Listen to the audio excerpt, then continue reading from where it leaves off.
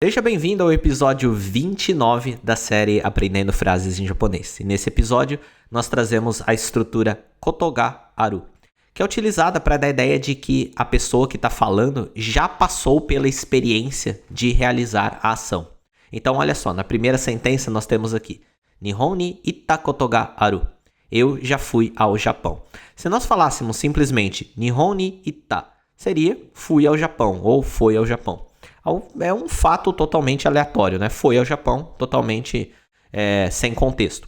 A partir do momento que coloca esse Kotoga-aru, dá a ideia de que alguma vez na minha vida eu já passei pela experiência de ir ao Japão ou de realizar essa ação que está aqui.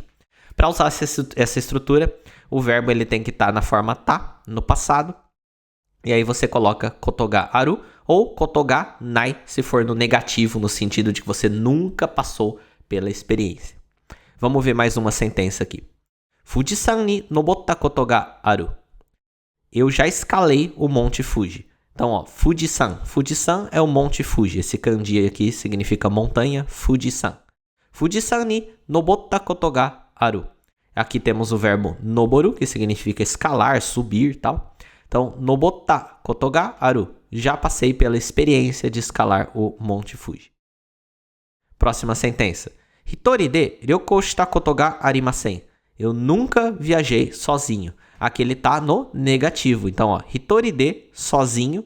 Ryoukou shita, viajar, né? Viajou no passado. Koto ga arimasen. Então, nunca viajei sozinho. Nunca passei pela experiência de viajar sozinho. Hitori de ryoukou shita koto ga arimasen. Próxima sentença. Yuki o mita koto nai. Nunca vi neve.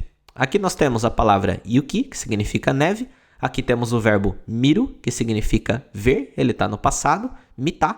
E aqui está kotonai, ao invés de kotoganai. Porque está muito informal. Às vezes no dia a dia, falando assim, no modo bem informal, né? Os japoneses acabam engolindo essa partícula aqui no kotogaru. Ao invés de falar kotoganai, fala kotonai. Quando está bem informal assim. Não é que tá certo, é um erro aceitável. Tipo quando no português, ao invés de falar para, a gente fala pra, né? Coisa da linguagem falada. Eu coloquei aqui o exemplo para você ver que existe. Próxima sentença e última sentença. Shingeki no Kyojin no mangá o yonda koto ga arimasu ka? Ele está fazendo a pergunta. Você já leu o mangá de Shingeki no Kyojin? Isso aqui é o nome de um mangá, né? Bem legal, por sinal. Então, ó, Shingeki no Kyojin no mangá. Mangá são os mangás, os quadrinhos japoneses. Yonda, nós temos aqui o verbo yomu, que significa ler. Ele está no passado. Yomu, yonda. Koto ga arimasu ka? Ele está agora fazendo uma pergunta, né? Koto ga arimasu e colocou o ka no final para dar a ideia de pergunta, além de falar isso num tom de pergunta também, né? Koto ga arimasu ka, né? Faz a entonação de pergunta. Então esse é o episódio de hoje, episódio 29. Espero que você tenha gostado. Vejo você no nosso próximo vídeo.